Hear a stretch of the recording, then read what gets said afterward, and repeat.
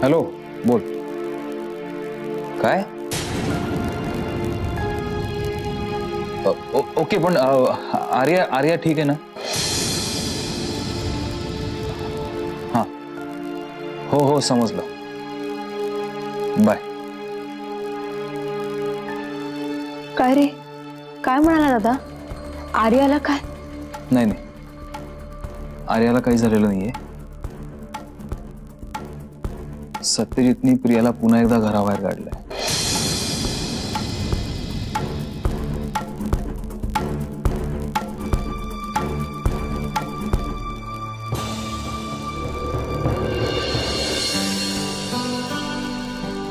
बाबा मम्मा कुठे आहे? Good morning. बसा, चला नाश्ता करून घ्या. बाबा मी काय विचारते, मम्मा कुठे आहे? मम्मा गेली. कुठे? जिथून आली होती तिथे गेली. अशी कशी गेली ती? आणि काल तर तुम्ही तिच्याशी बोलत होतात ना? हो, आम्ही बोलत होतो, मग नंतर ती गेली. नाही, तुम्ही खोटं बोलतात. तुम्हीच काहीतरी तिला बोललात. आर्या, नाही, मला माझी मम्मा हवी आहे. आर्या हट्ट नकोय. नाही, मला माझी मम्मा हवी आहे. मला आत्ताच्या आत्ता माझी मम्मा हवी आहे. आर्या, गपचूप इकडे ब्रेकफास्ट करायला बस आता. ऐक ना, आज मी सुट्टी घेतली. आज आपण दोघांनी फिरायला जायचंय. मला नाही यायचंय. मला माझी मम्मा हवी आहे. आर्या, मला नाही राहायचं या घरात. मला माझी मम्मा हवी आहे. आर्या, आर्या, आर्या, आर्या,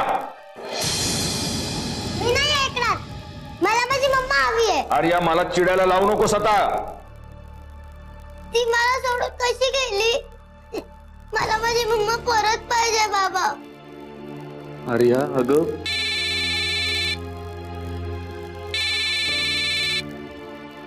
हॅलो. काय मिस्टर मुधोळकर, कशी आहे तिथली परिस्थिती? आर्याला समजवण्यात एनी लक? नाही, मी यायची गरज असेल तर. हे बघ प्रिया, तू. मम्माचा फोन आहे ना? आर्या, हॅलो मम्मा, तू कुठे आहेस? मला तुझी खूप आठवण येते. मम्मा, तू मला सोडून कुठे गेलीस? तू ये ना प्लीज परत. तू जर परत नाही आलीस ना तर मी पळून जाईन या घरातनं.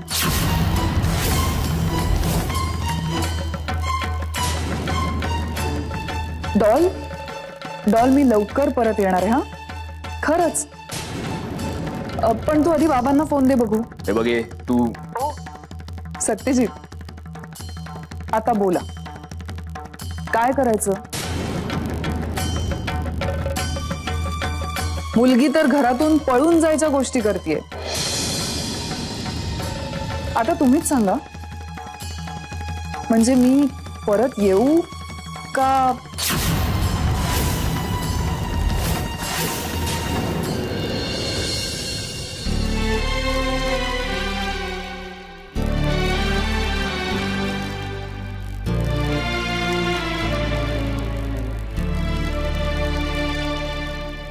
सत्या, लय लावून घेऊ नगच म्हणाला. अच्छा, आजपासून मी कधी भी आर्यावर आवाज चढवला नाही, रागवलो नाहीये. आणि आज अरे परिस्थितीच तशी होती म्हणून तुला रागवावं लागलं. मी समजू शकते, तू जे काय केलं ते तिच्या भल्यासाठी आणि तिच्या प्रेमापोटीच केलंस का नाही? मुद्दा म्हणून कोणी आपल्या लेकरावर रागावतं का? नाही नव. आजपासून तू चारीवर रागावला, घरच्या बाकीच्या माणसांवर रागावला, पण हे बी त्यांच्या भल्यासाठीच होतं म्हणून त्यासनी काही वाटलं नाही. नाही अजय, पण आर्या पण समजूतदार आहे आणि ती पण तुला समजूनच घेईल बघ. आणि लहान पोरं जेवढी लवकर नाराज होत्या तेवढीच लवकर खुश बी होत्या. काय झालं? तुम्ही दोघं इतक्या टेन्शन मध्ये का दिसताय? बरं मला सांगा, तुम्ही सकाळपासून चहा वगैरे काही घेतलाय का? आणि सासूबाई, तुम्ही काही खाऊन घेतलं का? नाहीतर मी एक काम करते, मी तुमच्यासाठी काहीतरी गरम गरम खायला घेऊन येते. माझ्या सहनशक्तीचा अंत पाहू नकोस, नाही तर मारा.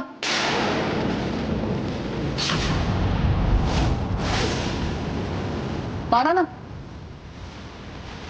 थांबलात का? नाहीतरी या सगळ्याची सवय झालीच आहे मला. पण एक गोष्ट लक्षात ठेव, मारलं की जखम होते आणि जखमेच्या खुणा राहतात.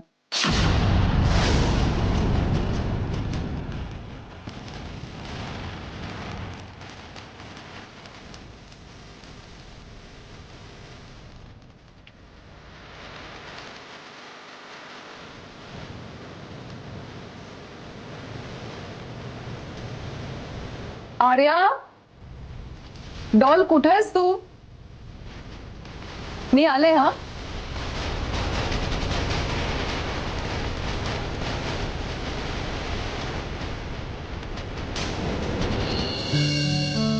वहिनी येतो मी.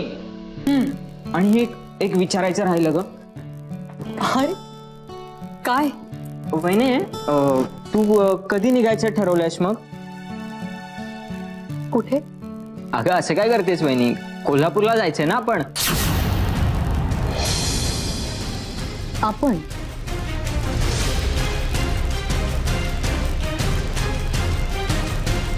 हे बघ सोने, मी तुला या आधी सुद्धा सांगितलं की तू येण्याची काहीच गरज नाहीये.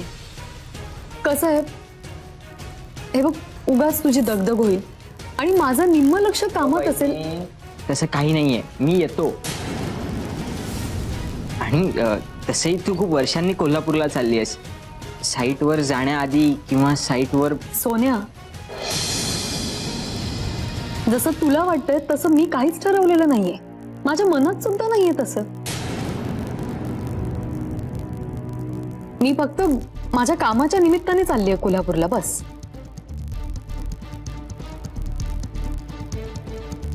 मला तुझी काळजी वाटते म्हणून येतोय ना मी तुझ्यासोबत.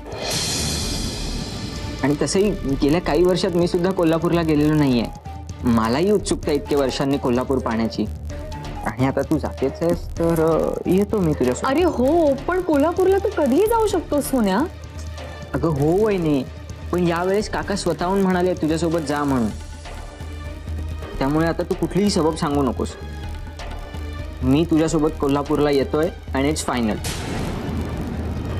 ठीक आहे, कधी निघायचं मग? जाऊया ना. उद्या सकाळी लवकर निघूया. येतो.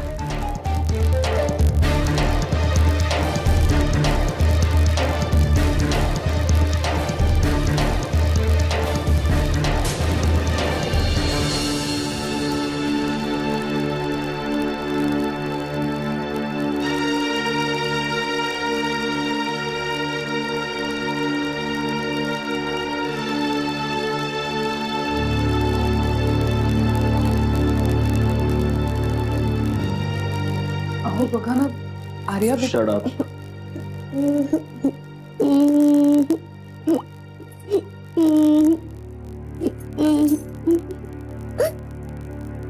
आर्या, हे आर्या,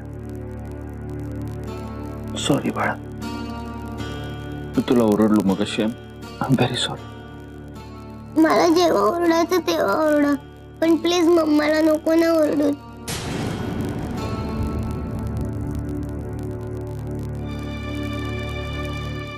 ठीक आहे, सॉरी. मला नका सॉरी म्हणू, मम्माला सॉरी म्हणा.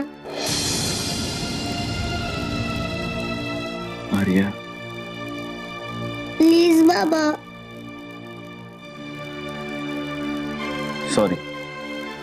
असं नाही.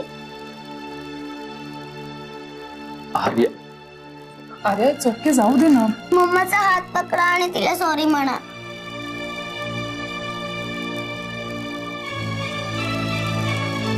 सॉरी. अहो तुम्ही पण ना, कशाला सॉरी म्हणताय? त्याची काहीच गरज नाहीये खरंच. आर्या, थँक्स बाबा. मम्मा, बाबा किती चांगले आहेत ना. ऑफकोर्स.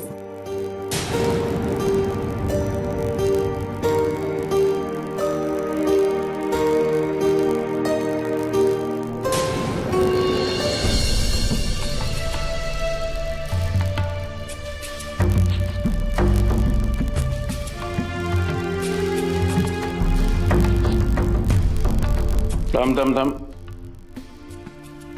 बस, मला जरा बोलायचं तुझ्याशी. बैस. माझ्याशी काय काय हे बघ, तुला काय वाटतंय किंवा तुझ्या मनामध्ये काय आहे मला माहित नाहीये, पण माझ्या मनामधून एक संशय मात्र जाता जात नाहीये. कसला संशय? राहून राहून मला सारखं वाटतंय की मनू कोल्हापूरला फक्त त्या कामासाठी जात नाहीये, तर ती त्या हरामखोराला भेटायला जाते.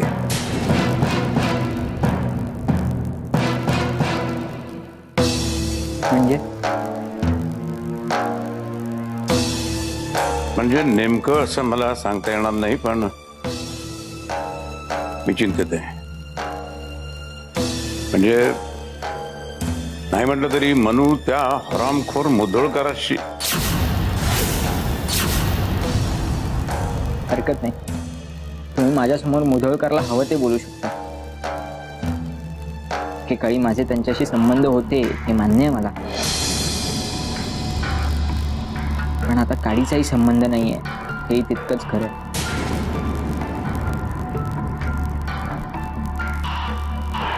हे बघ, मनू कोल्हापूरला गेल्यानंतर जर त्याला भेटली किंवा तो नालायक अनवॉन्टेड तिला जर भेटायला आला, म्हणजे काही असेल ते,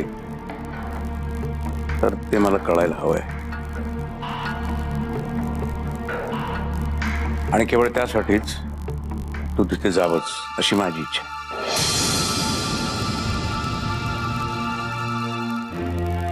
तुम्ही मैत्रीचा हात पुढे करताय.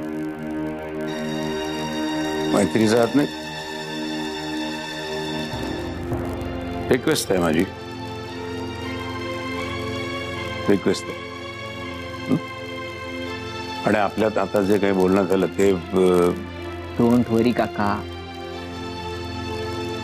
मी तिच्या सावलीसारखा तिच्या मागे असेन आणि तिथे जे काही घडेल ना ते मी तुम्हाला जशाच्या तसं सांगेन. हा चल. अरे कमाल आहे, आज तुम्ही दोघं चक्क गप्पा मारताय. काही गप्पा वगैरे काही नाही, त्याला इन्स्ट्रक्शन दिलं फक्त, बाकी काही नाहीये. तू नीट जा, नीट गाडी चालव. हा, आणि तुझ्या कामासाठी बेस्ट. थँक्यू. चला निघायचं ना. बॅग सगळं व्यवस्थित घेतलीस की नाही? ठीक आहे. अरे मग इथे काय ठेवलीये? हे घेऊन जा, पटकन जा, खाली गाडी काढ, मी आलेच. तुला इतकी का घाई झाली कोल्हापूरला जाण्याची? अरे अरे घाई कुठे, नंतर मग उन्हाचा कडाका वाढतो ना, म्हटलं लवकर निघालेलं बरं. हा, अरे चल चल चल, निघ लवकर. ये हा लवकर, गाडी काढ. आणि रिव्हर्स घेताना हळू, गाडी ठोकशील नाही तर. हो चल पटकन. आणि मी आले पटकन शुभ्राला भेटून.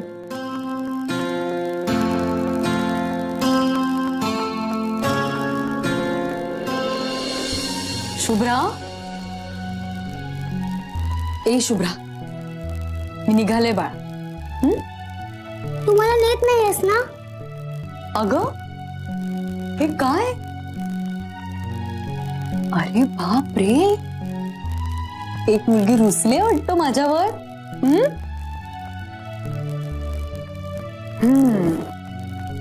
मग आता काय करायचं? अरे हो, एका मुलीला नकला केलेल्या खूप आवडतात. मग नक्कल करून दाखव तुला मी. कुणाची नक्कल करूया बरं? आपण आजोबांची नक्कल करूया.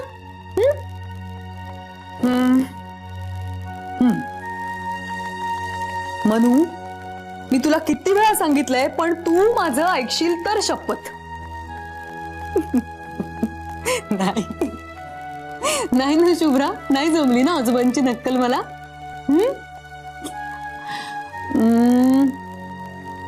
अच्छा, मग मी आता एका हुशार मुलीची नक्कल करणार आहे. ए आई, नको ना असं करू, नको ना माझ्या डोक्याला शॉट देऊ. तू माझी नक्कल करतेस? हसली एक मुलगी हसली. Very good. असं चिडायचं नाही बाळा माझ्यावर. आता छान बाय कर मला. निघते ना मी. आई तुम्हाला घेऊन नाही जातेस ना? हो पण पुढच्या वेळी आपण दोघी जाऊ ना एकत्र. नक्की. प्रॉमिस. पण नंतर मला कुठलं कारण नाही सांगायचं हा? अजिबात नाही. अजिबात नाही. आणि आता सगळं छान छान होणार आहे. म्हणजे तू माझ्यासाठी गिफ्ट आणणार आहेस? हो. सांग ना काय आणणार आहेस?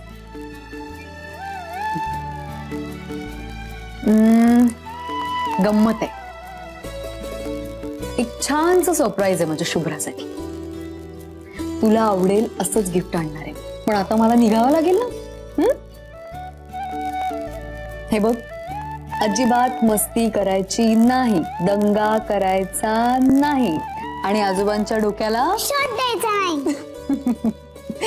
चल काळजी. बाय. अरे बाय बाय. चल चल.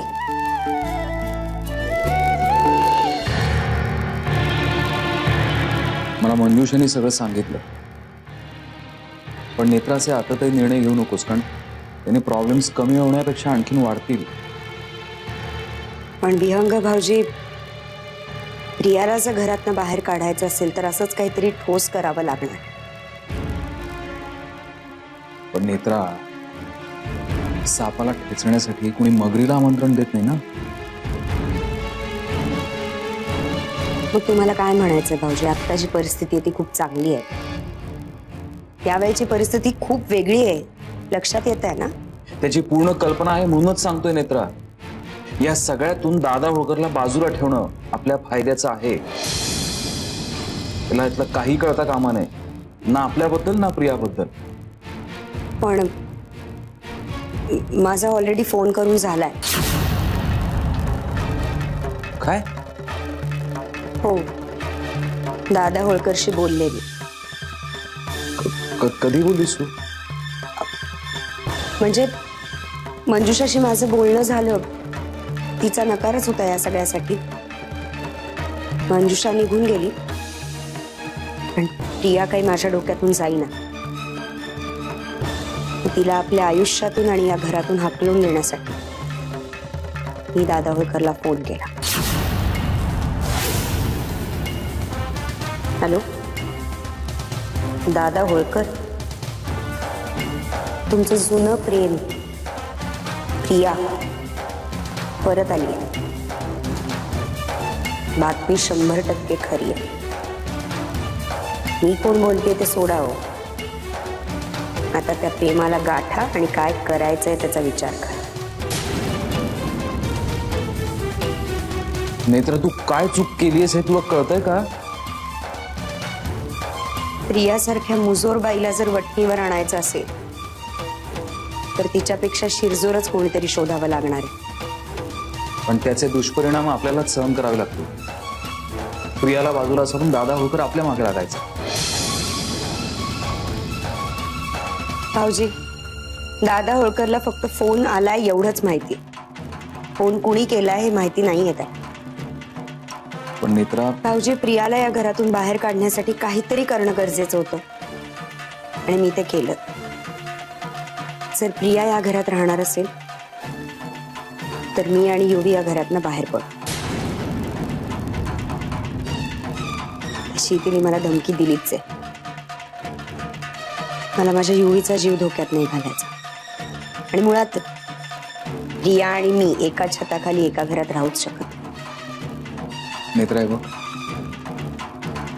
मान्य मला की जीवाच्या भीतीने काही डिसिजन्स घ्यावे लागतात, पण ते घेताना पुरेशी काळजी घेणं गरजेचं असतं. आणि मला खात्री आहे यातून काही ना काहीतरी मार्ग नक्की निघेल.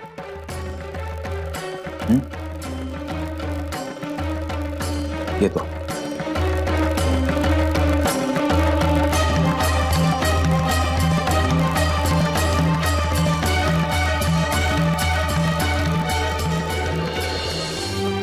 अरे विहंग, 100 वर्ष आयुष्य आहे. आत्ता जस्ट तुझ्याबद्दलच विचार करत होते. खरंच म्हटलं आल्यापासून आपल्यात काही बोलणंच झालं नाहीये. मुद्द्याचा बोल. ओके, लग्न केलंस, पण केलंस तर कुणाशी? मंजुषाशी? तीच मिळाली का तुला? आधीच दादा होळकरनी तिचं चिपाड बनवलं, त्यात आता तू. हे मंजुषाचं नावही घ्यायचं नाही. सॉरी, एवढं चिडायला काय झालं विहंग? रिलॅक्स. बरं जाऊ दे, ते सगळं जाऊ दे. मला सांग, तू कसा आहेस? मजेत आहेस ना? आता काय बाबा, मजेत तर तू असणारच. लग्न झालं, पिल्लू झालं, संसार चाललाय सुखाचा. सुखात आहेस ना? प्रिया, सॉरी सॉरी, म्हणजे मला तसं म्हणायचं नव्हतं. मी फक्त आउट ऑफ कन्सर्न विचारत होते. इतक्या वर्षांनी भेटलोय ना म्हणून. ए but this is not fair. तू मात्र स्वतः लग्न केलंस, पण तुझ्या मित्राच्या लग्नाबद्दल तू काहीच प्रयत्न करत नाहीयेस. तुला नक्की काय म्हणायचंय? हेच की जसं तुझं आणि मंजुषाचं लग्न झालं, आता माझं आणि सत्यजितचं लग्न सुद्धा तुलाच लावून द्यायचंय. म्हणजे आता सत्यजितचाही संसार नाही, माझाही नाही. तोही एकटाच आहे आणि मीही एकटी. प्रिया, तुझ्याशी बोलायचं म्हणजे ना स्वतःहून मनस्तापाला आमंत्रण देण्यासारखं आहे. लाज लज्जा तर तुला कधीच नव्हती, आणि आता बेशरमपणाच्या सगळ्या मर्यादाही ओलांडल्यास.